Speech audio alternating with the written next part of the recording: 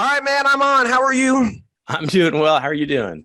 Good. Another happy Thursday getting started. Had a good week last week, man. A great guest that we had on.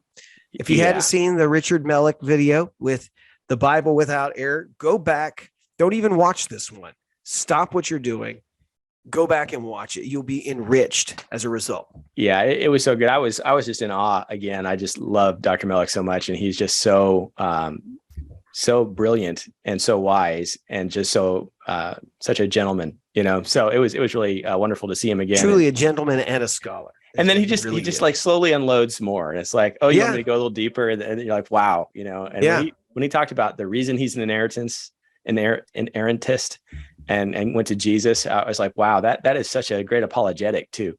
So I used that like right when I got off. I went because I'm over at Grand Canyon University. I used it like 2 hours later with my students as I'm teaching Bible survey. I was like, this is so good. We need to talk about it. And it actually just so happened we were talking about how Jesus used the Bible that day. So good stuff. All right, but that's not what we're talking about today. No. You picked the topic today. What are we talking about? I did. I've been hearing about this thing called quiet quitting, and thought that would be an interesting thing to talk about. Quiet quitting, what is it? And is it something that's actually impacting the church as well? And what is the Christian response to the temptation to be a quiet quitter? And so we can define that and get into it. Would you like to open in prayer first? And then let's do it. And then let's talk about quiet quitting. All right. Join me in the Lord's Prayer.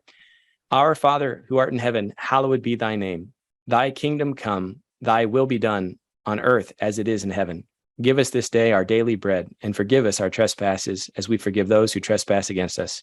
And lead us not into temptation, but deliver us from evil. For thine is the kingdom and the power and the glory forever and ever. Amen. Amen.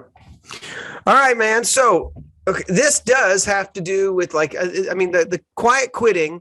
It's another way of just saying, right, like just not caring and just getting lazy at the job, right? Like just giving up and just doing the minimum. Right. I mean, it's just a repackaged way to say, I do the bare minimum and I don't care, but I still want to get paid. Yeah. And I heard about this. I'd just seen some stories, and then I was at a Dave Ramsey conference, and they were talking about the Great Resignation, which we did a video on. So feel free to go look at that one. And now there are people that they're talking about the Great Regret, those that jumped ship without thoughtfully working through the issues and found out that the grass wasn't greener on the other side. And then there's this group that are the quiet quitters. And this is a group of people who will not quit, but they're not going to give their best effort. And so they're going to do the bare minimum of the job requirement. They're not going to put in any extra effort. And essentially, they're kind of trying to make the employer make a determination whether they're worthy to be terminated or not. And of course, we've had stuff like this before, but a lot of this is coming out of COVID and out of the reality that a lot of people really enjoyed the remote work and having a certain degree of autonomy that they didn't have. And now they're being called back and requirements are coming back. And a lot of people don't want to necessarily engage to the same level they were engaged before. And some people argue that this is just people actually developing healthy boundaries. And it's the employer's fault that they've been putting so much stringent requirements on people that they finally had a break and realized that they don't want to do this anymore. But I think there's a legitimate reality that God's called us to excellence. He's called us to dig in, to do things with all of our strength.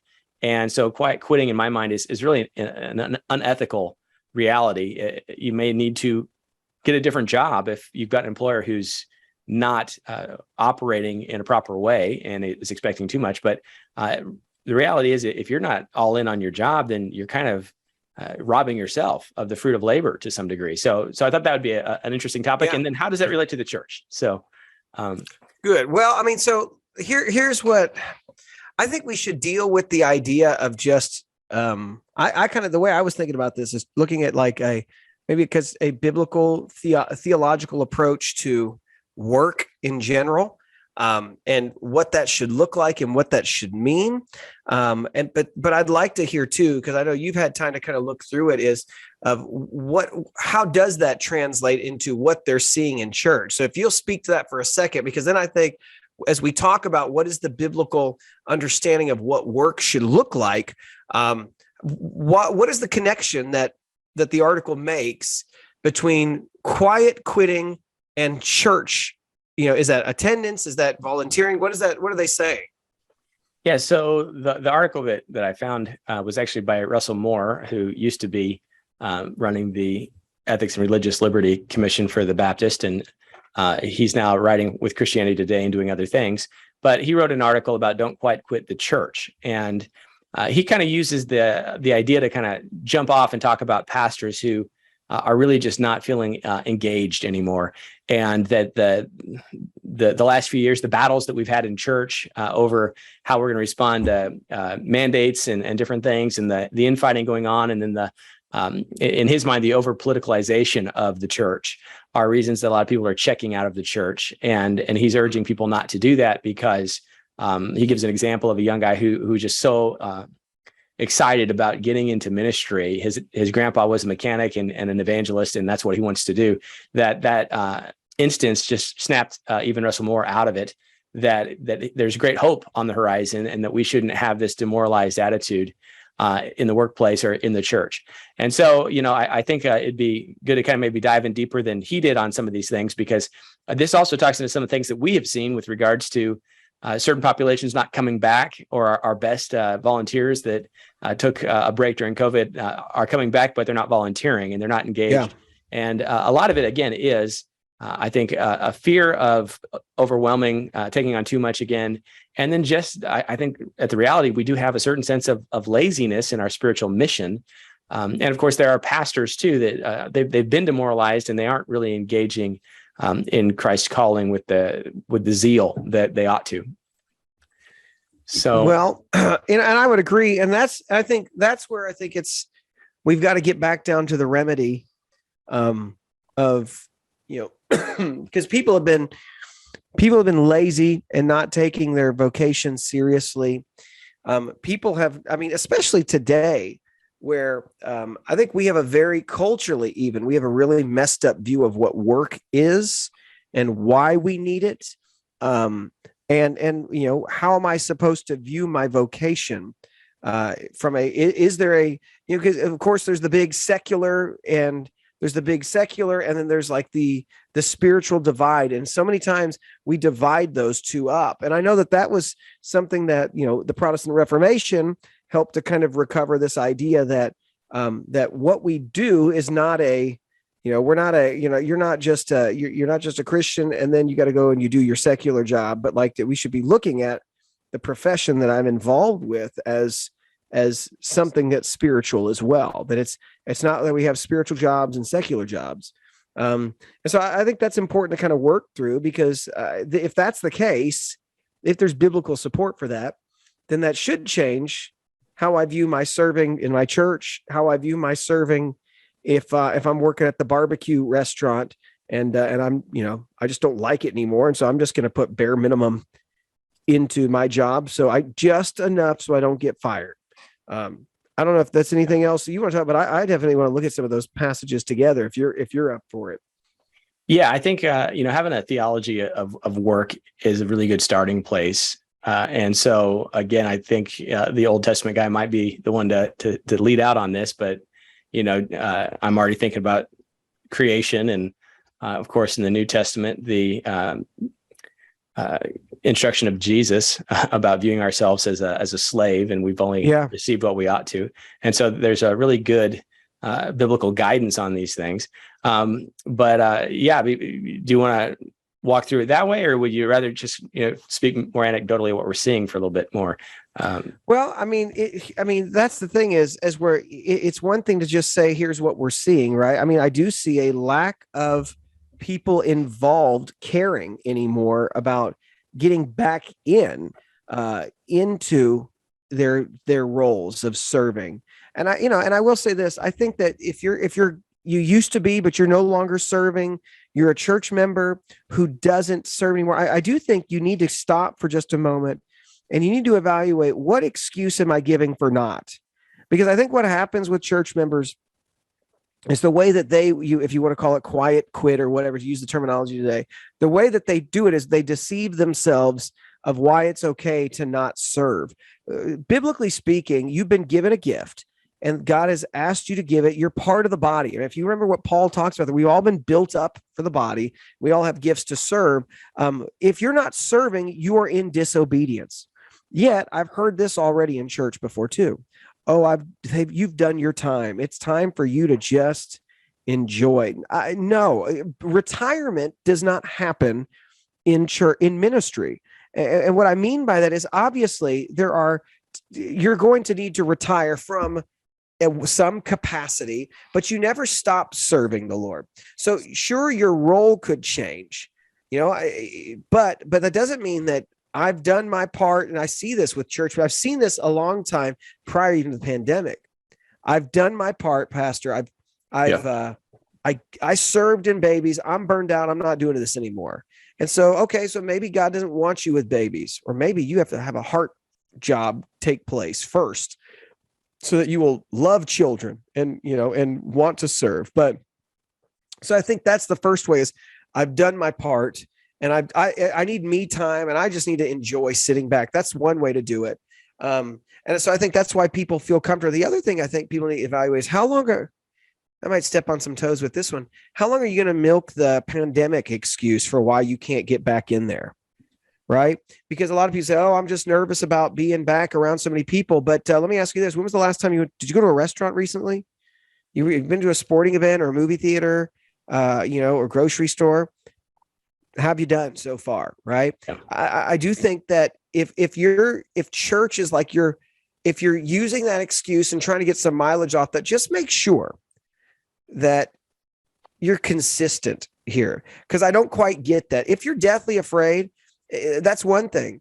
But if your life shows that you're afraid in no other areas, but when it comes to coming back and serving and being involved and using your gifting again, then I think you need to evaluate that and just make sure you're not deceiving yourself of why you don't want to serve and volunteer and use the gifting God has given you. Yeah. So that's my initial thoughts on this, Andrew.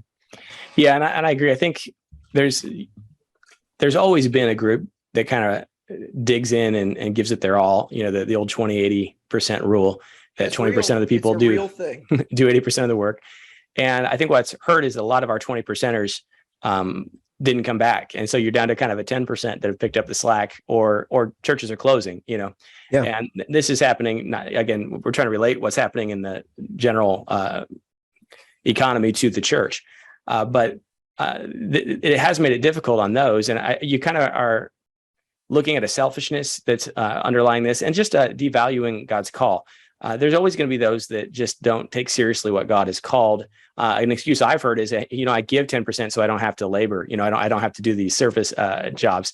And it's like, well, many of us are giving and we're working and serving. And, again, it's a matter of the kingdom needs workers, so I'm going to labor. I'm going to pray for harvesters. I'm going to get out there and get working. And I think a lot of it really is psychological. You're either buying into a lie of the devil that you've done enough, right?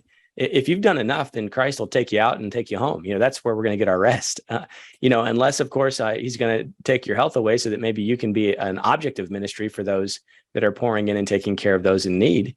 But the reality is, if you're healthy and able, you should be excited, enthusiastic to serve the Lord. And if you're a pastor listening to this, you need to try to hang in and discern God's calling. And again, we talked about, maybe it is time to move in that previous video. But if it's not time to move, then you really do have to recognize that you're serving Christ. And in serving Christ, are you going to give him the bare minimum? And it really should convict us that we're not there. But I think a lot of people there, I think a lot of this is coming out of depression. I think a lot of this is psychological. And there is just so low motivation. Even though you might even want to engage, you just can't seem to get there because there's been just a beating mentally and emotionally over the last couple of years. And you may need to heal a little bit. If the desire's there and there's just something that's not clicking, you need to heal and pray and seek guidance, maybe seek some counseling. That might help. But if the desire's not even there and you're just content to be a lazy kingdom worker, the Bible has some things to say. Yeah, it does, for sure. So about slothfulness. Yeah.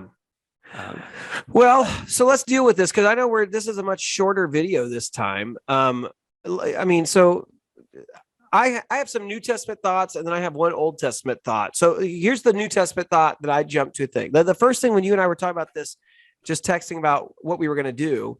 I think of first off, like Colossians 3, where verse 22, it says, slaves, obey your human masters in everything. Don't work only while being watched as people pleasers, but work wholeheartedly fearing the Lord. So, I mean, let's just be real. In the Roman Empire, I remember was it like 90% is slave, something like that. It's insane. It might've been 80. It's an insane number of what is the population as slaves. And like I said, I'm probably butchering the stats. It's huge, but think about that. Like, okay, obviously slavery is not something that you're going to be highly motivated. Now, granted, there in that time is obviously different than 2022, and we reflect on our country's history, or even the past 500 years or 600 of slavery, how it's been done. But at that time, obviously, slavery. You've got people that are there, and recognize that even then, he's having to say, like, don't just work while you're being watched. It's not the ideal situation to be a slave, but there is the tendency for them to say, I'm only going to do this while this dude's around, and I'm going to kick back. But he says, don't do that. Don't do this. And then he goes, whatever you do it from the heart as something done for the Lord and not for people, knowing that you will receive a reward of an inheritance from the Lord.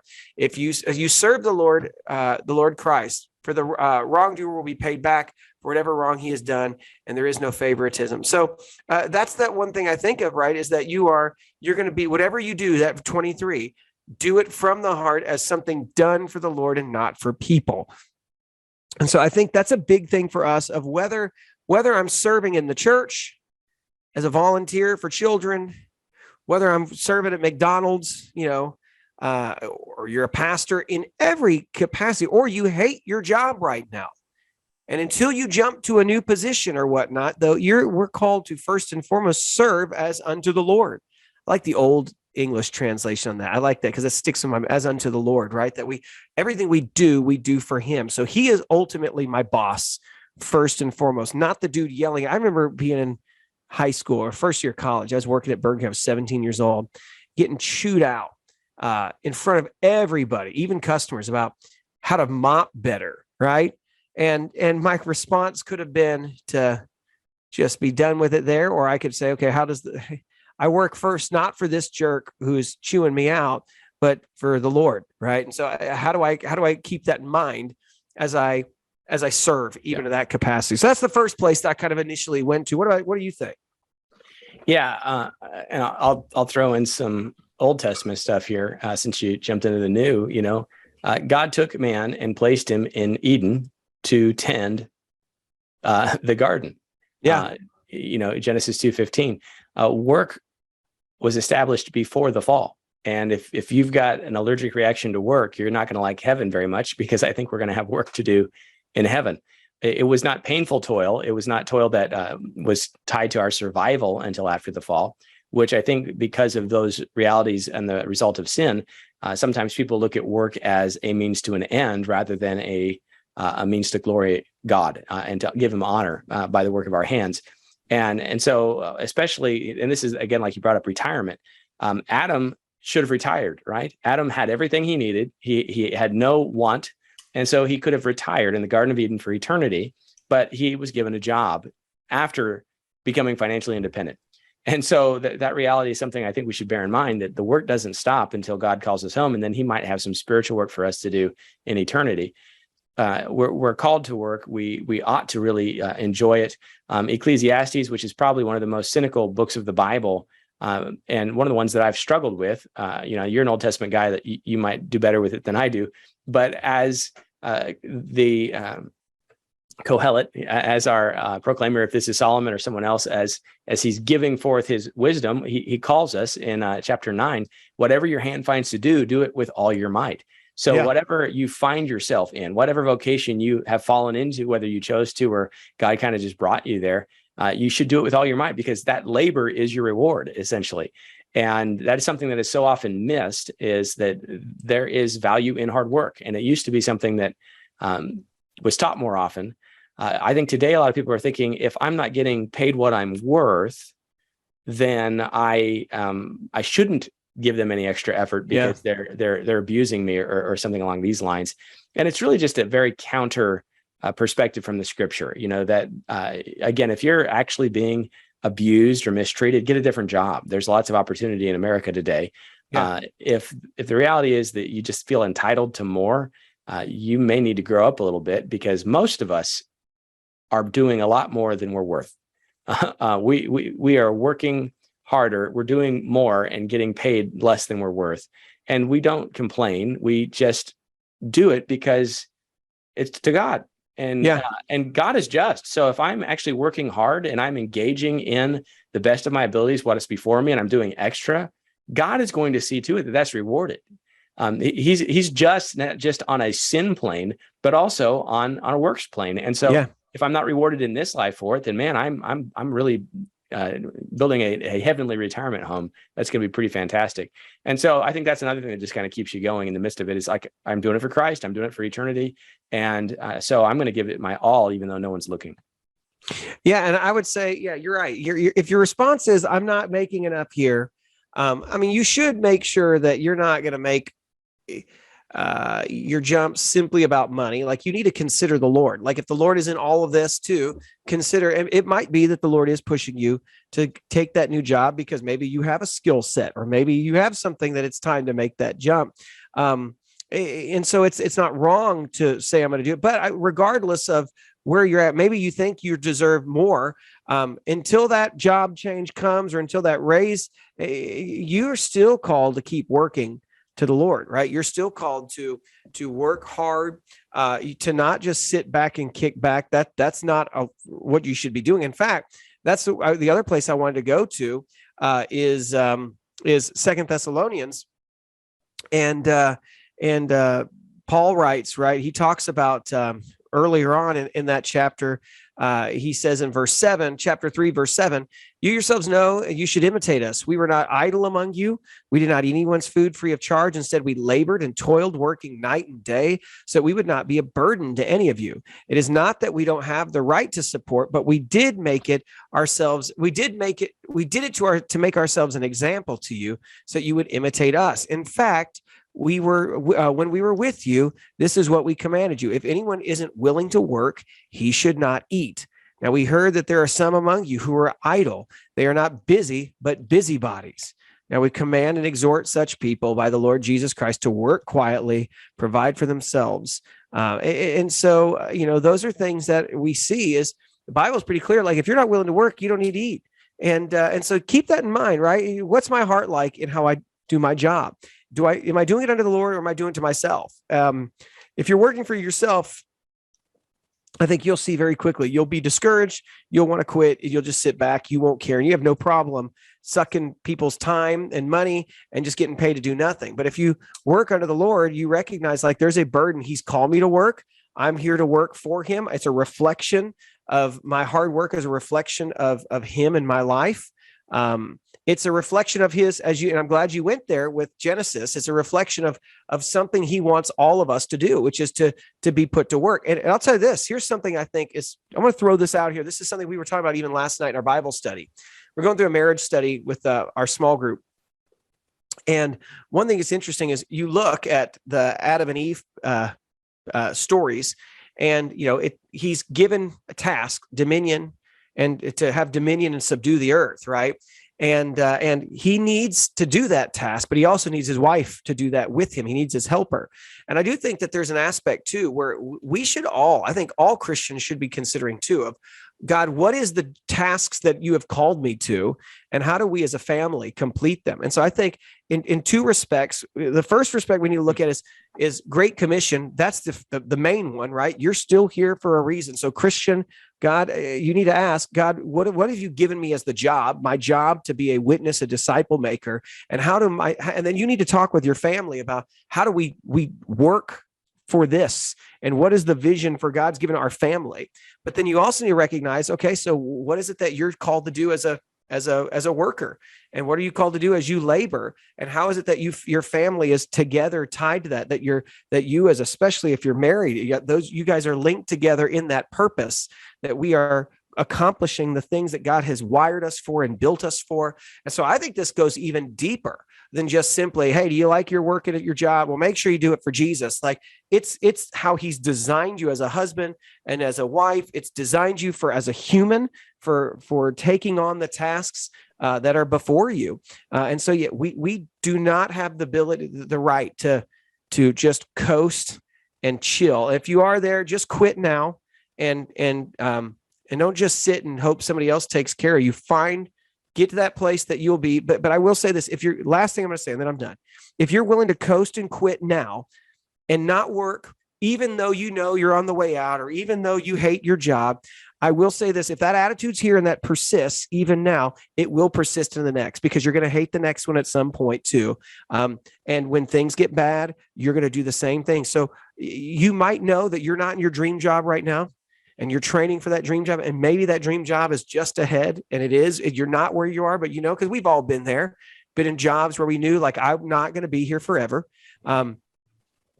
But even in that job that you're not here forever, are you doing it under the Lord? Because if you're doing it for yourself, that heart piece translates into everything else. And so I get that whole premise. I bring it right back of how it affects everything, even my church attendance and volunteering as well.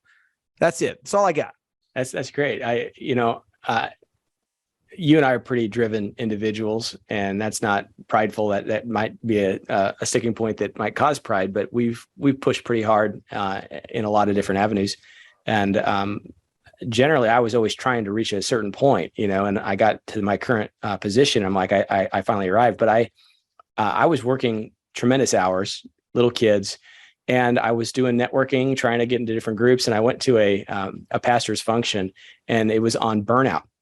And nothing made me more anxious or frustrated than sitting in this meeting, because I was literally pushing, 80 to 100 hours a week and trying to teach, do an extra, picking up everything I could so that the family could make it, so my wife could stay home.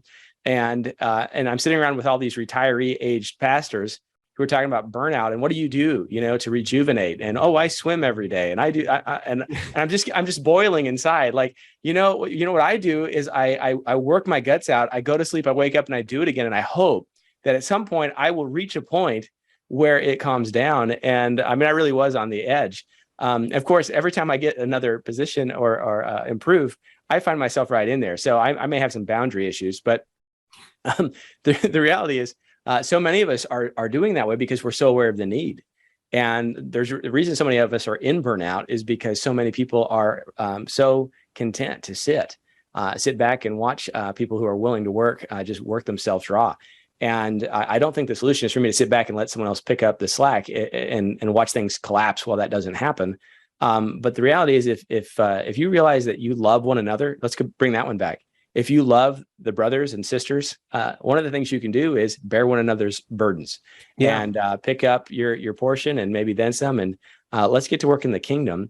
And if you're burned out, if you are lacking hope, and if this whole thing has messed with your head, you need to be in the Word. You need to be in the church. You need to be loved on. But sometimes the way through that is actually just by being obedient and doing the small things that God's placed before you and building back maybe your stamina. Because I think that might be some of this as well, is that we've forgotten to work hard. And the last thing I'll say is From the Horse and His Boy. Okay, it's a great book by C.S. Lewis. At one point in that story, the horse is running from a lion. And this horse all of a sudden kicks it into a gear that it forgot it had. And it had been a slave horse. And when they went to war, being driven by the master, it could fight and go pretty hard.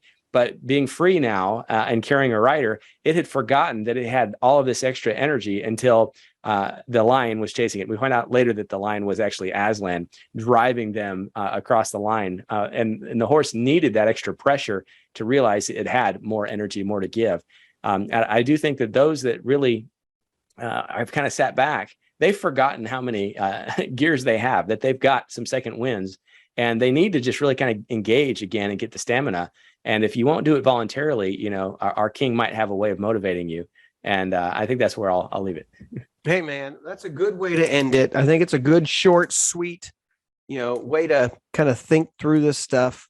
I think, in terms of time, our commitments for today and what we've got going on, I think it's good to just stop it here and and be done.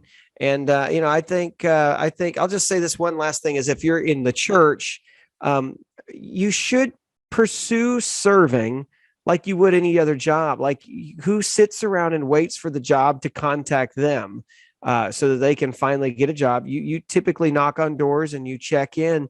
And yet we don't see that kind of stuff at the church. I think we should, though. I mean, don't wait for the ministry to talk to you. Start talking. If you see a need, start helping. But I think we just get so weird, too, is like, you put it out there and you say, we need help. And then people are all sitting thinking, they'll probably help. Just help, right? Or ask how you can help. And apply, to see how you can do it. So anyways, last I want to say on that. And one way you can help us, because we are pretty strapped for time and we try to put these videos out, is taking a moment and subscribing and liking this video, or on the audio to subscribe to the podcast, because again, that gives us a little bit of motivation to keep going, because we are pulled in a lot of directions. I know Dr. Pate over there is a very busy man. And again, there are days where we're like, maybe we just don't have time to do this anymore. If you think these are valuable, that'll help us know. So take some time to subscribe and like these videos, share it with a friend, and give God your all. And that is not the work that we're talking about, though. That is not the substitute for the kind of work we were talking about today. So I just want to throw that one in there. Don't say you've done your part because you clicked like. Yeah. Well, hey, let's pray out, and then we're on. I got to head out, man. Yeah. All right. May the Lord bless you and protect you. May the Lord make his face shine upon you and be gracious to you. May the Lord look with favor on you and give you peace. God bless you guys. Thanks for watching and listening. We will talk to you later. Bye-bye, y'all.